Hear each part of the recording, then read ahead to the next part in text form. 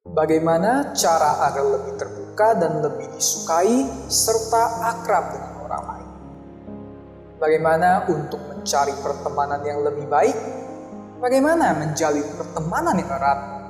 Bagaimana membuat lingkungan pertemanan di wihara lebih baik dan berkualitas?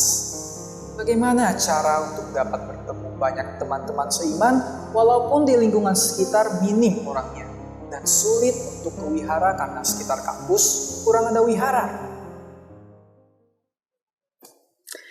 Ya, Sobat Maigen, itu tadi adalah beberapa pertanyaan-pertanyaan dari sobat-sobat Maigen mahasiswa dalam pertemuan Maigen mahasiswa dengan topik You Are Not Alone, Let's Find a Positive Support System.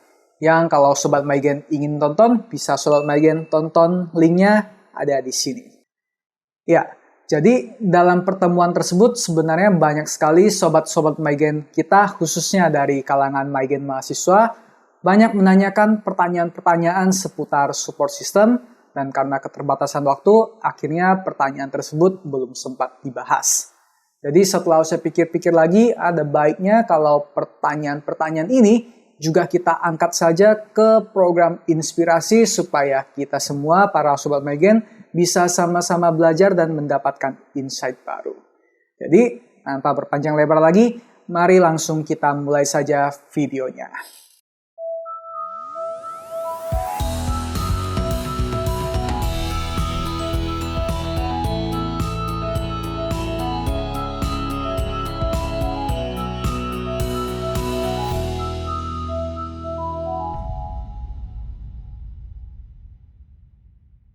Oke, Sobat Maigen, selamat datang kembali di Maigen Podcast, program Inspirasi. Mari dapatkan inspirasimu. Ya, Sobat Maigen, dari pertanyaan-pertanyaan di atas, pertanyaan sebelum intro ini, kita bisa melihat bahwa pertemanan ini sudah menjadi bagian dari hidup kita yang sangat penting.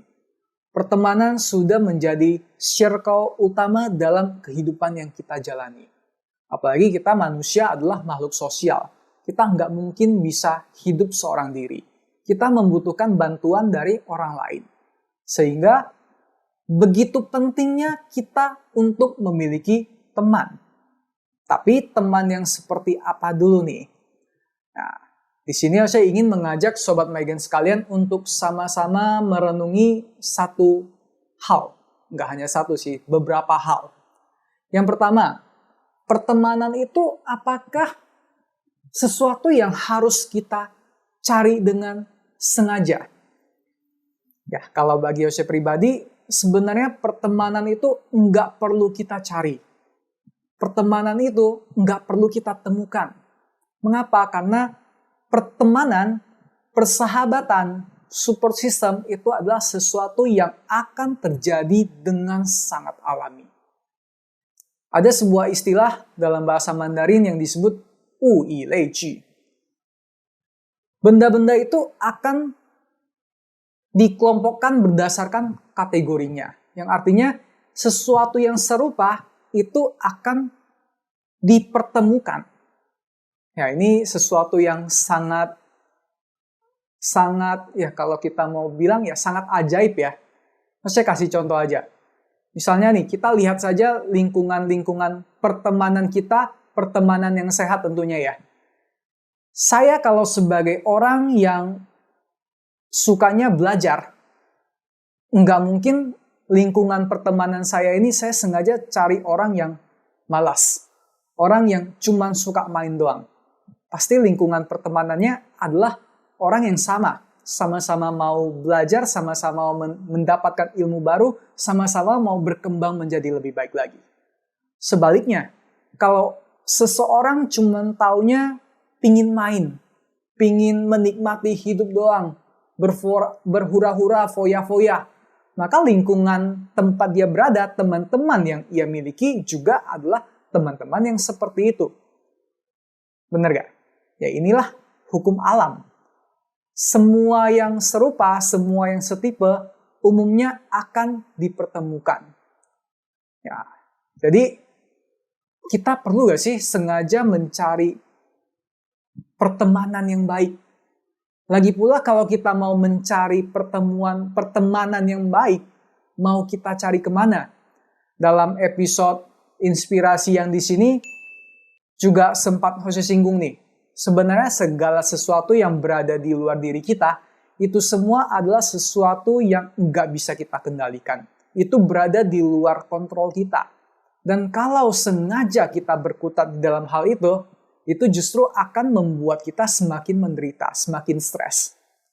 Sebenarnya hal yang sama berlaku untuk pertemanan, Sobat Maigen. Kita mengharapkan pertemanan yang seperti apa? Persahabatan seperti apa yang kita inginkan? Dan pada kenyataannya, untuk bisa mendapatkan pertemanan yang ideal seperti itu, apakah segampang kita menginginkannya pasti bisa mendapatkan? Belum tentu. Dan kalau kita berharap terlalu tinggi dan ternyata nggak bisa mendapatkan pertemanan seperti itu, yang menderita siapa? Orang lain yang nggak mau menjadi teman kita sih mereka nggak menderita. Tapi kita yang berharap mendapatkan teman namun nggak mendapatkan teman, itu adalah penderitaan bagi diri kita sendiri. Jadi, bagaimana cara kita mengatasi hal ini? Solusinya seperti apa? Pertama, balik lagi kepada diri kita, Sobat Maigen. Daripada kita berharap ada seseorang yang mau menjadi sahabat sejati yang ideal seperti itu, pertama-tama mari kita tanya dulu pada diri saya sendiri. Saya sudah menjadi teman ideal yang seperti itu belum? Kan kalau kita ingin, orang dulu itu sangat bijak sekali. Nabi Konghucu pernah menyampaikan bahwa perlakukanlah orang lain sebagaimana kamu ingin diperlakukan. Jadi hal ini juga bisa kita terapkan dalam pertemanan ini. Kalau kita ingin lingkungan pertemanan yang positif, lingkungan pertemanan yang membangun, lingkungan pertemanan yang selalu bisa membantu kita, maka pertama-tama mari kita jadikan kita sebagai teman yang seperti itu. Apakah saya sudah bisa berempati kepada orang lain? Apakah saya sudah mau membagikan waktu saya untuk memikirkan dan membantu orang lain? Apakah saya sudah menjadi teman yang ideal seperti itu? Kalau belum, Sobat Maigen, ini adalah langkah awal, langkah pertama yang bisa kita upayakan. Jadi kita jangan cuma bermimpi mau seperti itu. Tapi mari kita lakukan. Don't just dream it, but let's do it. Kita menjadi teman impian seperti yang kita harapkan. Dan hukum alam itu maha adil. Tianli hao huan. Semuanya itu akan kembali lagi kepada si penabur benih. Kita menaburkan benih yang baik, buah yang akan kita tuai juga adalah buah yang baik. Sebaliknya kita menebar benih yang jahat, yang akan kita tuai juga benih jahat. Kita kalau hanya menjadi teman yang parasit, teman yang bisa maunya mengambil keuntungan dari teman-teman yang lain, percayalah pertemanan seperti itu enggak akan selamanya. Entah itu kita menemukan teman lain yang bisa memberikan benefit lebih bagi diri kita, atau entah teman kita sekarang menyadari bahwa saya cuma mau mengambil keuntungan darinya, suatu saat pertemanan ini pasti akan pisah, akan bubar. Tapi sebaliknya kalau kita memang dengan hati yang sangat tulus ingin membangun relasi pertemanan yang baik, yang sehat bagi kita semua, kita juga berupaya untuk menjadi teman yang baik, getaran hati kita yang seperti itu akan tersampaikan kepada si sahabat, si calon sahabat. Akhirnya ketika frekuensinya itu udah mulai sama, nyambung, teng, oh iya, ini aku pingin bersahabat dengan dia. Sehingga terjadi seperti yang kita katakan di depan tadi. Pertemanan itu nggak usah sengaja kita cari, tapi itu akan datang, akan terwujud dengan sendirinya. Nah, itu adalah poin yang pertama. Lalu poin kedua yang ingin Jose sharingkan juga dengan Sobat Maigen sekalian, yaitu sebenarnya masalah pertemanan itu juga ada kaitannya dengan karma. Mengapa karma? Karena kita sebagai manusia, kita sebagai makhluk yang hidup di dunia ini datang ke dunia ini bukan karena nggak ada sebab. Kita udah datang berkali-kali, mungkin kita yang selama ini belum menyadarinya aja. Kita datang ke dunia ini dengan membawa karma laksamasa. Kita coba buktikan ya. Bukti simpelnya pertama, kita bisa lihat ke dalam diri kita sendiri dulu. Ada nggak pas kita mencoba melakukan sesuatu yang baru, ketika orang lain itu untuk mempelajari hal yang baru ini, mereka kok kayaknya susah ya. Tapi kita melihat mereka yang kesusahan mempelajari hal tersebut, kita merasa bingung. Kenapa mereka susah ya? Emang apa susahnya sih melakukan hal seperti itu? Mengapa? Karena kita bisa melakukannya dengan begitu gampangnya. Dan mungkin terjadi sebaliknya. Pada saat kita kesulitan untuk mempelajari sesuatu yang berbeda dengan keahlian yang kita miliki, orang lain yang tadinya mungkin kesulitan justru sebaliknya. Oh, kok gitu aja kamu nggak bisa sih? Ya, Sobat Maigen. Kita mau bagaimana untuk menilai hal ini. Ya, ini salah satunya juga karena apa? Karena memang di kehidupan kita yang sebelumnya nggak tahu di kehidupan yang mana, dan bahkan mungkin berkehidupan kita sudah melakukan hal yang seperti itu sudah menjadi satu modal yang udah kita bawa semenjak kita lahir. Ketika kita melihat, kita mendengarkan, kita mencoba sekali dua kali, itu sudah men-trigger dalam tanda kutip memori-memori lama kita. Oh, langsung bisa tanpa ada kesulitan yang bagaimana. Ya, kalau kita berasumsi bahwa setiap orang mulai dari titik nol yang sama, ya mestinya kapasitas setiap orang kan sama. Tapi kenyataannya nggak seperti itu. Mengapa bisa seperti itu? Salah satunya itu karena karma-karma yang telah kita bawa dari kehidupan-kehidupan sebelumnya. Nah, kemudian yang kedua, kita juga bisa melihat ketika kita berinteraksi dengan seseorang. Soalnya kita dalam hidup ini setiap hari mungkin akan menemui teman-teman baru. Kalau enggak teman ya orang-orang lah. Pernah nggak ketika kita menjumpai seseorang yang tadinya belum kita kenal sama sekali? Orang ini adalah orang asing. Tapi begitu ketemu, kok kayaknya nggak suka ya sama orang ini. Nggak tahu ada perasaan benci dari mana. Atau sebaliknya, belum pernah ketemu tapi pas begitu ketemu bisa ngobrol panjang lebar. Seperti ini adalah sahabat lama yang udah lama banget nggak ketemu.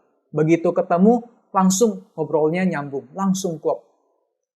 Pertanyaan saya, mengapa bisa seperti itu? Orang itu tadinya nggak kita kenal. Tapi begitu bertemu, kok bisa yang bencinya benci banget? Kalau sukanya suka banget. Mengapa bisa seperti itu? Ini juga salah satunya karena karma yang kita bawa. Mungkin jalinan karma baik atau karma buruk itu sudah terjalin selama berkehidupan-kehidupan dan jalinan tersebut masih belum terselesaikan. Sehingga masih berlanjut ke kehidupan yang sekarang. Oke, kita kembali lagi ke topik. Karena persahabatan, pertemanan juga berkaitan dengan karma, jadi sebenarnya nggak masalah kok. Kalaupun kita itu nggak bisa menjadi teman. Maksudnya apa nih? Ya kalau memang nggak cocok, nggak sejalan, ya nggak perlu kita paksakan untuk menjadi teman. Karena salah satu penderitaan dalam yang disampaikan oleh Sang Buddha kan adalah selalu bersama dengan orang yang enggak kita senangi. Yaitu mendatangkan, sengaja kita memancing penderitaan dalam diri kita. Tapi Sobat Maigen jangan salah tangkap. Bukan artinya kita enggak bercinta kasih loh ya. Kita juga sedang berjuang. Tapi poin yang mau saya sampaikan adalah walaupun kita enggak bisa menjadi teman, it's okay. Sebagai orang asing kita tetap bisa membantu sesama kok. Bener gak? Jadi poinnya apa? Walaupun kita enggak menjadi teman, kita tetap perlu untuk menjalin sebab jodoh yang baik. Kita tetap perlu membantu sesama. Nah inilah poin yang tadi kita sebutkan juga, mengembangkan kasih. Walaupun bukan teman, saya tetap bisa concern dengan kamu. Saya tetap bisa membantu, bisa memperhatikan, peduli dengan dia. Itu adalah poin yang kedua. Dan poin ketiga adalah Ya, kita memang sih diajarkan untuk jangan pilih-pilih teman. Benar ya? Atau mungkin di sini udah mulai terbagi dua kubu nih. Kelompok yang memilih teman dan kelompok yang nggak memilih-milih teman. Sobat Megan yang mana, nanti Sobat Megan bisa komentar di bawah juga. Nah, kalau poin yang ingin saya sampaikan yaitu kita itu walaupun dibilang jangan memilih-milih teman, tapi kita perlu menjaga diri kita. Maksud menjaga diri di sini apa? Karena seperti yang udah kita bahas sebelumnya bahwa sebuah lingkungan itu bisa mempengaruhi keadaan diri seseorang. Walaupun enggak selalu begitu. Kalau seseorang itu mempunyai prinsip yang kuat dan benar-benar bisa menjaga prinsipnya dengan baik, maka lingkungan itu sebenarnya enggak akan mempengaruhi diri dia. Lingkungan itu memang mempengaruhi, tapi karena iman yang lebih kuat, maka dia bisa mengalahkan lingkungan tempat dia berada. Tapi bagaimana kalau ternyata imannya itu enggak kuat? Itu bisa menjadi sesuatu yang berdampak cukup fatal. Kita yang tadinya itu adalah, kan ada sebuah pepatah mengatakan, mau belajar baik itu butuh waktu yang sangat lama. 5 tahun, 10 tahun belum tentu menjadi baik. Tapi belajar jahat hanya dengan 1 hari aja bisa menjadi jahat. Kita tadinya adalah orang yang baik. Rajin datang ke wihara, rajin ke tempat beribadah, rajin untuk melakukan banyak hal-hal yang baik. Tapi begitu ketemu dengan lingkungan yang nggak baik, di mana teman tanda kutip dalam lingkungan tersebut semuanya adalah peminum, semua adalah perokok, semua adalah penjudi. Sekali dibujuk oleh 1 orang, ya mungkin kita masih kuat. 2 kali dibujuk, tambah ada orang lain yang membujuk lagi, mulai sedikit goyang. Dibujuk lagi oleh semakin banyak orang, dibujuk lagi, lebih sering dibujuk. Wah, kalau imannya nggak kuat, Sobat Megan, kita bisa banget untuk terjatuh dalam lingkungan tersebut. Kita yang tadinya baik bisa berubah menjadi orang yang jahat seketika. Jadi, buat apa kita gambling?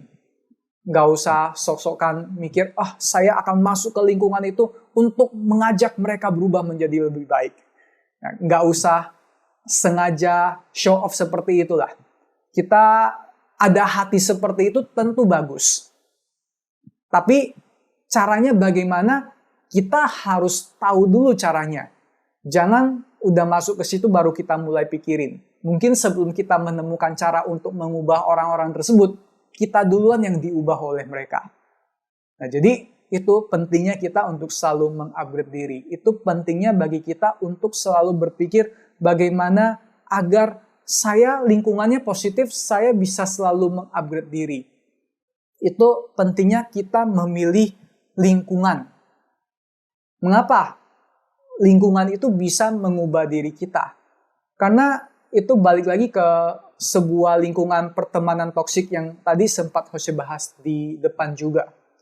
Bahwa ada kalanya kita itu FOMO. Kita itu takut untuk nggak mendapatkan teman. Kita di sekolah ada banyak geng orang keren, geng orang pintar, geng apa. Saya ini adalah geng yang nggak ada gengnya. Nggak ada orang yang mau berteman. Akhirnya demi saya memaksakan diri masuk ke satu kelompok tertentu, saya masang banyak topeng. Agar apa? Agar saya bisa diterima di lingkungan itu. Worth it gak Sobat Megan? Kita menjadi orang lain demi bisa diterima di kelompok itu. Kita bukan orang yang mempunyai penghasilan yang tinggi. Tapi setiap kali, karena pertemanan kita, circle kita ini adalah orang-orang kaya, pada saat teman ulang tahun, kita sengaja membeli sesuatu yang di luar kapasitas diri kita. Kita beli tas bermerek, dompet bermerek, barang bermerek untuk kita berikan kepada orang tersebut. Padahal nggak ada uang loh. Uangnya didapetin dari mana? Oh, ternyata saya pinjol. Saya pinjam dengan bunga yang lebih tinggi. Waduh, bunga ini akhirnya mau nutupinnya gimana? Cari pinjol lain, bayar ke sini. Ya, gali lubang, tutup lubang, akhirnya yang menderita nanti jadinya kita sendiri. Nah, jadi Sobat Megen, itu adalah beberapa renungan yang bisa kita pikirkan. Pertemanan seperti apa sih yang saya mau? Dan mari kita berjuang untuk menjadi teman yang seperti itu dulu. Kalau kita belum ada support system yang seperti itu, belum ada lingkungan pertemanan yang seperti itu, mari kita ciptakan dulu lingkungan pertemanan yang positif ini. Dimulai dari kita ketemu dengan orang yang mempunyai satu visi misi dengan kita ajak untuk melakukan kegiatan bersama. Kita ajak untuk mengupgrade diri bersama. Kita bisa saling perhatian, concern, kita saling peduli satu dengan yang lain. Dari hal ini kita memulai. Ya, lalu Sobat Megen, ternyata lingkungan pertemanan itu bukan hanya penting aja untuk kehidupan kita sehari-hari. Tapi lingkungan pertemanan itu juga mempengaruhi kehidupan membina kita. Kehidupan siu tau pantau kita. Karena itu, Shannon juga seringkali berpesan kepada kita, 我们修道不要独来独往，修道要有善知识来引导. Kita membina itu jangan seorang diri. Kita perlu ada sahabat sejati. Dalam bahasa Buddhisnya, Kalyanamita, yang selalu menemani kita, membimbing kita. Mengapa sih kita nggak boleh sendirian?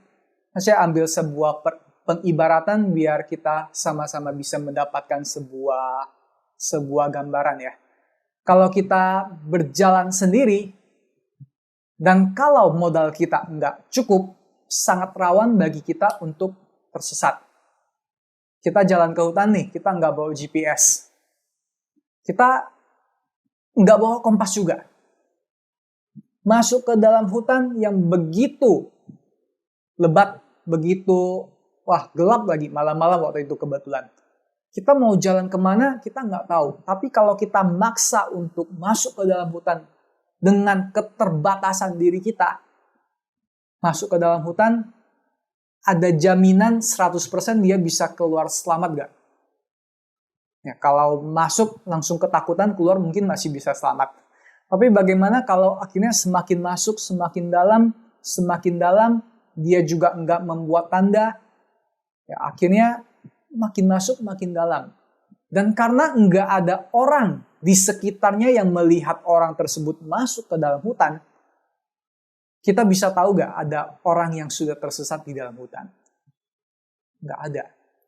Begitulah, sebegitu pentingnya kita memiliki teman, rekan sepembina. Mengapa? Karena kalau kita salah jalan, ada mereka-mereka ini yang menarik kita balik. Ada mereka-mereka ini yang mengingatkan kita. Kalau kita membina hanya mengandalkan diri kita sendiri, udah itu males sausyang khouso pula. Nggak pernah bertobat, nggak pernah bersujud, nggak pernah mengandalkan kekuatan laumu. Moso dengan kita sendiri membina, tanda kutip, dengan style saya sendiri, kepintaran saya sendiri. Semakin membina, ternyata bukan semakin hati nurani sadar cemerlang, semakin tanda kutip membina, semakin saya menderita, semakin saya menjerumuskan banyak orang. Wah, ini adalah satu hal yang nggak bisa dibayangkan. Ini sangat mengerikan sekali. Jadi, mari kita ingat pesan dari Chandran. Kita janganlah membina mengandalkan kekuatan kita sendiri. Kita perlu untuk memiliki sahabat sejati, rekan-rekan sepembinaan yang menuntun kita. Bahkan, selangkah lebih maju, kita bukan hanya dituntun doang, tapi kita juga belajar untuk bisa saling memberikan semangat positif kepada rekan-rekan kita tersebut. Saling menolong satu sama lain, ini kita juga sedang meneladani Buddha Maitreya. Karena dari dulu sampai sekarang, dari sebelum beliau mencapai pencerahan sejati, sebelum Buddha Maitreya mencapai kebudahan, Buddha Maitreya sudah membina dengan cara ini. Selalu menolong siapapun yang bersebab jodoh dengan beliau. Selalu mau menolong orang-orang, bahkan ketika dirinya itu belum benar-benar berhasil menjadi Buddha. Nah, ini kita juga perlu belajar. Saya memang dalam proses untuk belajar menjadi lebih baik. saya memang masih belum 100% mengamalkan semua dharma-dharma yang telah saya dengarkan. Tapi saya bisa kok tetap memberikan semangat kepada sahabat-sahabat yang lain. Karena ini adalah metode pembinaan Buddha Maitreya. Dan kita bisa belajar seperti itu. Nah, pertama disclaimer dulu nih. Mungkin ini ada pertanyaan dari Sobat Maigen kita kalau bagaimana sih caranya untuk bisa membangun pertemanan di wihara yang berkualitas. Satu poin, disclaimer, bahwa enggak semua loh pertemanan di wihara itu pasti pertemanan yang sehat. Masih ada juga kemungkinan kalau pertemanan itu adalah pertemanan yang toksik. Ini jangan salah tangkap dulu ya. Bukan maksudnya mengatakan di wihara itu nggak bagus. Teman-teman di wihara itu jahat. Enggak.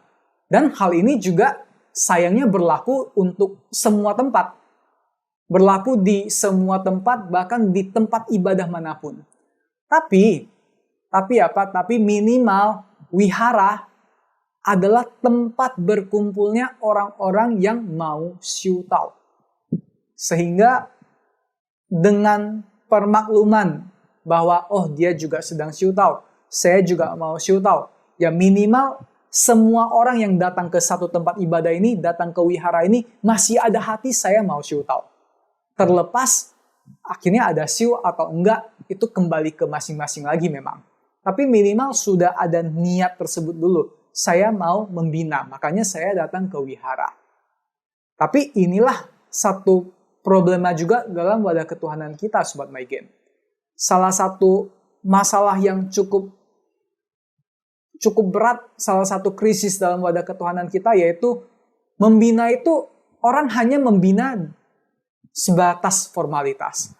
Membina hanya permukaan luarnya aja. Cara membinanya gimana? Oh dikatakan, oh kamu rajin-rajin datang ke wihara. Kamu sumbang sekian. Kamu ikut kelas. Kamu bantu Shenkong. Kamu ini itu.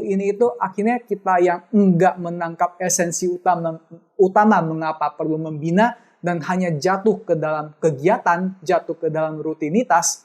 Akhirnya kita enggak bisa mendapatkan sesuatu yang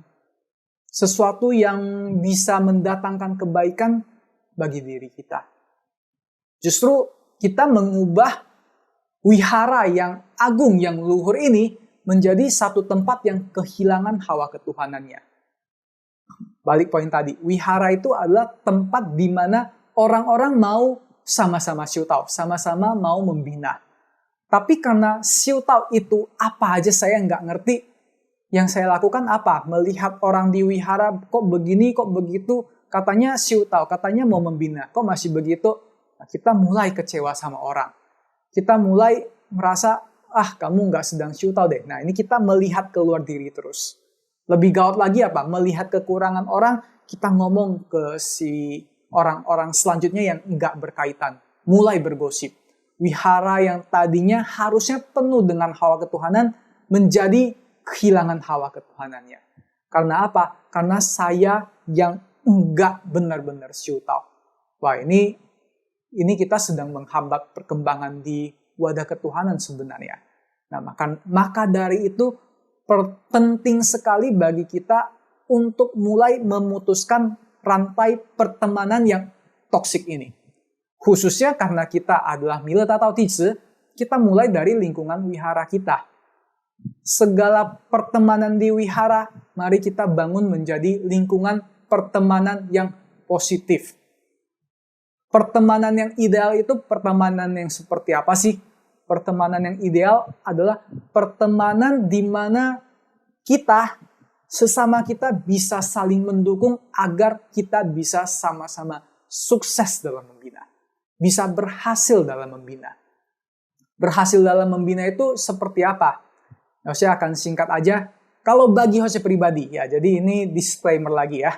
Kalau bagi Jose pribadi, yang disebut berhasil dalam pembinaan itu adalah ketika kita udah berhasil membantu Buddha Maitreya untuk mewujudkan dunia satu keluarga menggenapi kehendak hati Laomu. Ketika dunia yang sekarang ini berantakan bisa berubah menjadi dunia yang penuh dengan kedamaian, keharmonisan, kebersamaan. Ketika itu terjadi, itulah membina udah berhasil. Apalagi yang bisa kita lihat. Membina itu berhasil kalau bagi Jose pribadi, lagi-lagi bagi Jose pribadi, adalah ketika saya setiap saat bisa selalu bahagia. Nggak ada lagi kegelisahan. Bahkan bukan cuma saya sendiri yang bahagia. Tapi saya bisa membawakan kebahagiaan ini kepada orang-orang yang ada di sekitar. Aku bahagia, engkau bahagia, dia bahagia, semua orang bahagia. Itu adalah sukses dalam membina. Dan kalau standarnya setinggi itu Sobat Megen, gampang gak sih membina? Gak gampang loh. Tapi itulah target yang perlu kita capai. Itu harus kita wujudkan. Dan untuk mewujudkan sesuatu yang seperti itu, dengan kemampuan saya sendiri yang masih sering terikat oleh ego saya, yang masih sering untuk, malas lah untuk mengupgrade diri. Bisa gak sendirian? Nggak bisa. Itulah mengapa kita perlu san zi si, kalyanamita. Nah, disebut san zi si di sini, sahabat sejati, kalyanamita di sini, itu siapa aja? Nggak melulu yang menjadi sahabat itu adalah orang yang sebaya dengan kita. Yang menjadi sahabat sejati, orang tua kita bisa kok menjadi sahabat sejati kita. Saudara-saudara kita bisa. Kalau di wihara, Lin Chuan Si bisa menjadi sahabat yang mengingatkan kita ini, San Zi Si. Para tancu, para foyen bisa. Bahkan junior-junior kita pun bisa. Mengapa? Lagi-lagi, proses siu tao itu nggak melihat dari berapa lama orang tersebut membina. Siapapun bisa membina. Jadi siapapun bisa menjadi sahabat. Asalkan apa? Asalkan kita terbuka untuk menerimanya sebagai sahabat. Asalkan saya mau bersahabat dengan dirinya. Nah, dan sahabat sejati, San Zi Si itu sahabat yang seperti apa sih? Ada beberapa poin yang bisa kita tahu bahwa orang ini adalah sahabat sejati atau bukan. Poin pertama, ciri-cirinya adalah dia melindungi. Melindungi dari apa nih maksudnya? Maksud melindungi di sini adalah melindungi kita agar semua gangguan yang berada di luar itu enggak menghalangi kita untuk tetap membina. Kadang kita kalau mau fokus untuk siu tao, kan banyak distraksi dari luar. Maksud distraksi ini seperti apa? Wah, saya udah tahu nih hari ini ada kelas. Hari Minggu contoh, hari Minggu ada online channel. Saya mau mendengarkan online channel, tapi wah hari Minggu diajak main nih sama teman. Hari Minggu ada kegiatan A, kegiatan B, banyak gangguan deh. Nah, sebagai teman, kalau dia adalah sahabat sejati, dia itu adalah teman yang bisa melindungi kita untuk tetap berada untuk nggak terdistrak oleh hal-hal ini. Kalau dia tahu, oh dia lagi ada kegiatan, hari Minggu ada kelas nih, udah jangan ganggu. Maksudnya sebelum orang lain mengajak kita untuk berkegiatan, sudah dia filter duluan, dia ada di sana untuk melindungi kita. Melindungi di sini nggak hanya melindungi secara fisik jadi Sobat Megen. Bisa jadi melindungi semua yang buruk, semua yang bisa membahayakan diri kita, semua yang mengganggu perjalanan membina kita oleh teman ini akan dihadang dulu. Kamu jangan ganggu dia, biarkan dia fokus untuk siu tao. Itu adalah ciri-ciri yang pertama. Lalu ciri-ciri kedua, nggak hanya dia melindungi kita agar kita bisa fokus untuk membina, dia juga bareng-bareng dengan kita untuk membina. Bareng-bareng membina gimana? Ya contohnya, hari ini Minggu nih lagi libur.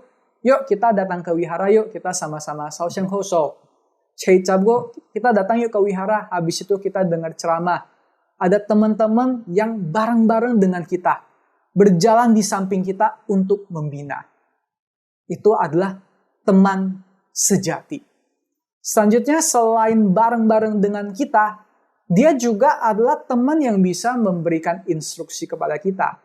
Ya bagaimanapun juga kita sebagai manusia masih nggak luput lah dari kesalahan. Kita masih ada ego, kita masih ada nafsu, kita masih ada banyak sekali kekurangan. Kita bisa salah jalan. Tapi dengan adanya teman sejati ini, ada sahabat sepembinaan ini, ketika kita melakukan kesalahan, mereka bisa mengingatkan. Ketika kita sedang baik-baik saja, mereka bisa menyemangati kita untuk lebih maju lagi dalam membina. Sahabat sejati ini benar-benar ingin kita berhasil dalam membina. Itu namanya sahabat sejati. Dan inilah sahabat sejati yang benar-benar realistis. Sahabat yang benar-benar bisa diandalkan. Sahabat yang bukan cuma ada hanya ketika kita suka, tapi ada dalam suka dan duka. Kita membutuhkan bantuannya, dia tetap ada. Kapanpun kita membutuhkannya, dia ada. Dan Sobat Maigen, penting sekali bagi kita untuk memiliki teman sejati yang seperti ini. Kita benar-benar nggak bisa membina seorang diri. Kita perlu mempunyai sahabat yang baik. Lalu pertanyaannya, kita udah tahu nih, pertemanan yang baik, sahabat yang sejati, itu sangat penting. Tapi bagaimana caranya agar saya bisa mempunyai sahabat yang seperti ini? Inilah pertama, mari kita mulai dari diri kita sendiri. Seperti yang tadi udah kita singgung dari atas. Kalau sebelumnya belum ada wadah yang seperti ini, belum ada support system seperti ini, kita mulai dari diri kita. Percayalah, namanya frekuensi itu ya, itu pasti akan terhubung. Semua yang sefrekuensi itu ujung-ujungnya akan berkumpul di satu tempat. Jadi, kita mulai dengan saya mau mempunyai lingkungan pertemanan yang baik dan saya akan menjadi teman yang seperti itu. Mulai dari niat pikiran seperti itu, kekuatan niat pikiran sangat luar biasa Sobat Maigen. Dan bahkan boleh kita bawa juga ke dalam doa kita. Ke dalam kauso kita sehari-hari. Kita mohon kepada Lamu untuk pertemukan saya dengan sahabat sejati, dengan Sansese. Ketika sudah mulai ketemu, ngobrol 1-2 patah kata, oh kayaknya nyambung ya, nyaman ya. Ternyata kita mempunyai satu misi yang sama, mulai dari 1 menjadi 2, 2 jadi 4, 4 jadi 8, mulai berkembang menjadi lebih banyak. Pertama, perlu banget kita mempunyai visi misi yang jelas, visi misi yang sama. Yaitu apa? Yaitu membantu Buddha Maitreya mewujudkan dunia satu keluarga. Visi ini kalau udah nggak sama, nggak mungkin kita bisa jalan bareng. Satunya mau ke timur, satunya mau ke barat. Bagaimana bisa jalan bareng? Pasti makin jalan makin menjauhi satu sama lain. Tapi kalau tujuan kita udah sama, inilah yang membuat kita bisa jalan bareng. Dan bersama ini kita mau berjalan kemana? Nggak lain nggak bukan, kita berjalan menuju dunia yang lebih indah. Dunia yang damai, harmonis, bahagia. Dunia satu keluarga. Itulah misi agung Buddha Maitreya. Mempunyai satu visi yang sama, udah itu kita mulai merencanakan melakukan kegiatan. Ayo, kira-kira biar kita bisa berkembang, kita bisa melakukan kegiatan apa aja ya? Ya mulailah kalau yang hobi kesenian, bisa mulai dari kesenian. Hobi bersih-bersih wihara, bisa mulai dengan membersihkan wihara. Hobi untuk mendengarkan ceramah, belajar menyampaikan dharma, bisa juga belajar menyampaikan dharma. Semua itu adalah kegiatan-kegiatan positif yang bisa kita rencanakan. Tapi saya bingung gimana? Ya, kita carilah teman sejati yang lebih berpengalaman. Sansese yang lebih tahu. Kalau mau mengajak Tenchuanse terlalu sibuk, bisa coba mengajak Hanchu atau Foen. Pasti mereka akan bersedia membimbing kok. Nah itu dimulai dari mana? Tetap mulai dari yang pertama tadi.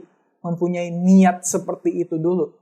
Setelah semuanya sepakat mengadakan kegiatan yang seperti ini, percayalah, bahkan sekalipun kita enggak meminta untuk mendapatkan bimbingan, Lamu sendiri yang akan mengatur caranya, akhirnya nanti ada pembimbingnya. Nah, lalu selanjutnya, ya mungkin kita masih manusia juga. Itu wajar lah kalau kita itu butuh refreshing. Sesekali bersama teman-teman ini kita bisa kok untuk melakukan kegiatan refreshing. jalan-jalan keluar, atau sesekali mau camping bareng kah, mau manjat gunung bareng, ya semua itu adalah hal-hal yang bisa kita lakukan untuk membuat kita semakin bonding satu dengan yang lain. Nah, itu adalah hal-hal yang bisa kita lakukan, yang bisa kita upayakan untuk membuat pertemanan kita menjadi semakin berkualitas. Dan ya, pertemanan yang positif ini, support system untuk membantu kita bisa membina ini, perlu untuk kita miliki sedini mungkin. Mengapa? Karena hal ini akhirnya juga berkaitan dengan pertanyaan terakhir dari salah satu sobat Maigen kita. Yang katanya sekarang ini saya di lingkungan baru saya nggak ada teman-teman yang seiman. Lalu di tempat tersebut nggak ada wihara yang dekat juga. Lalu saya mesti bagaimana? Nah, itulah mengapa penting bagi kita sedari dini kita udah punya sahabat sejati ini. Karena kalau kita udah punya, walaupun akhirnya nanti saya kuliah di tempat yang baru, udah nggak bersama teman-teman yang lama lagi, kemajuan teknologi saat ini kan bisa kita manfaatkan. Kita bisa kadang call, bisa video call, kan udah bisa juga.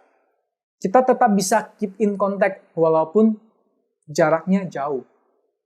Nah, itu adalah hal yang bisa kita upayakan. Lalu segera cari wihara terdekat itu ada di mana. Karena mengapa cari wihara? Ingat poin sebelumnya. Minimal di wihara itu adalah tempat orang yang mau datang ke wihara adalah orang yang mau siutau. Minimal mau siutau dulu. Dari situ mulai bangun lagi. Nah, tapi kalau seperti teman kita yang sekarang ini mau temannya yang seiman nggak ada. Ke wihara itu juga nggak ada. Bagaimana? Minimal kita sendiri harus kuat dulu imannya. Ada kelas seperti apa yang kita ketahui yang bisa mendatangkan penguatan bagi iman kita, yang lebih mengenalkan diri kita kepada Maitreya itu seperti apa, kita ikutin. Salah satunya Sobat Maigen bisa ikutin semua video yang ada di Maigen Podcast kita. Semua yang kita sampaikan di sini adalah untuk membangun keimanan Maitreyani. Semua ini sedikit banyak ya, lamun supaya semoga bisa mendatangkan penguatan iman bagi Sobat Maigen. Nah, selanjutnya kalau udah dalam kondisi yang wihara terdekat nggak ada, sahabat yang seiman juga nggak ada, tapi Sobat Maigen tenang aja. Mengapa? Karena dimanapun kita berada, Lamu selalu menyertai kita. Milevo selalu menuntun kita. Asalkan kitanya mau memohon kepadanya. Bukan berarti di lingkungan nggak ada teman seiman, kalau kita nggak seiman, kita beda jalan, kita pasti musuhan. Kan ingat kan poin yang sebelumnya saya sampaikan. Kita nggak menjadi teman, nggak apa. Kita tetap bisa menjalin sebab jodoh baik. Mengapa? Karena pada dasarnya kita semua adalah satu keluarga. Semuanya adalah anak-anak Lamu. Karena itu justru di kondisi seperti ini, kita semakin harus menunjukkan kualitas diri kita sebagai siswa Maitreya itu bagaimana. Kepada siapapun kita berteman dengan mereka. Tapi kita jangan terpengaruh untuk melakukan hal-hal yang negatif. Kalau hal-hal yang positif, kita lakukan bersama. Dari hal ini, inilah kita juga sedang mengkabarkan berita sukacita Maitreya. Melalui keberadaan diri kita, orang bisa melihat, pasti kan kalau apalagi kita di Indonesia kan, hal pertama yang paling dikepoin oleh orang-orang itu apa? Agamanya apa sih? Buktinya apa? Kalau kita search aja di Google nih misalnya, nama artis atau apa, biasanya dari suggestionnya yang kedua itu muncul agama. Ya, sekeponya orang Indonesia. Ini sedikit sedikit itu aja yang di luar topik. Ya, jadi kalau kita bisa membuktikan kualitas diri kita yang baik, orang-orang tanya, agama dia apa ya? Oh, Maitreya. Wah, Maitreya begitu luar biasa ya. Dari hal ini, kita udah membuat mereka itu bisa menjalin sebab jodoh dengan Milevo. Luar biasa aja. Karena mengapa? Untuk diselamatkan oleh Milevo, Milevoj itu akan menyelamatkan semuanya. Bahkan kita yang tahu namanya doang, memanggil namanya doang, Buddha Maitreya pasti akan menolong. Nah, jadi mengapa kita nggak mau memanggil nama Milevoj? Karena nggak kenal. Bagaimana biar orang-orang bisa kenal dengan Maitreya? Mulailah dengan kita, dengan kondisi kita sekarang, sebab jodoh kita sekarang ini, apa yang bisa kita lakukan? Kualitas diri kita perbaiki. Nah, itu adalah satu hal yang bisa kita lakukan sekarang ini saatnya. Nah, kemudian, kalau kita masih ada teman-teman lama, teman-teman seiman yang lama, ya kan sesekali kita bisa janjian bareng untuk berkumpul kembali, reuni kembali. Nah, itu semua adalah hal-hal yang bisa kita upayakan. Ya, jadi Sobat Maigen, sepertinya juga udah panjang banget, jadi Hosea akan tutup pertemuan kali ini. Dari episode ini, kita bisa melihat betapa pentingnya kita untuk memiliki seorang sahabat sejati, rekan sepembinaan, memiliki sansese. Tapi Sobat Maigen, ingat, sepenting-pentingnya sahabat sejati ini, mereka-mereka ini hanyalah sarana dan sebab jodoh pendukung eksternal diri. Channel pernah menyampaikan satu kalimat yang Hosea sampai sekarang masih sangat berkesan dengan kalimat itu. Xiongdi pasan ke zhi nuli. Yang artinya, saudara, teman-teman, kita sama-sama melakukan pendakian gunung. Sama-sama mau mendaki gunung. Kalau kita naik gunung, pasti saling membantu satu sama lain. Tapi walaupun saling membantu satu sama lain untuk bisa sampai ke puncak gunung, yang diandalkan siapa? Tetap balik lagi ke diri kita sendiri. Makanya ada kalimat keduanya, ke zhi nuli. Masing-masing itu harus berupaya. Masing-masing harus melakukan usaha maksimal yang bisa dilakukan. Kalau kita cuma berdoa memohon tanpa melakukan sesuatu, nggak mungkin kita bisa mencapai hasil yang sedemikian. Jadi, sahabat sejati itu penting, tapi diri kita sendiri untuk benar-benar membina habis-habisan juga nggak kalah penting. Dan mari kita selain mencari, menemukan sahabat sejati yang seperti itu, mari kita memacu diri kita untuk menjadi orang yang seperti itu. Baiklah, hari ini hasil belajar sampai di sini. Semoga episode inspirasi kali ini bisa mendatangkan insight baru bagi kita semua, mendatangkan inspirasi bagi kita semua. Dan sampai jumpa lagi di Inspirasi, mari dapatkan inspirasimu. Bye!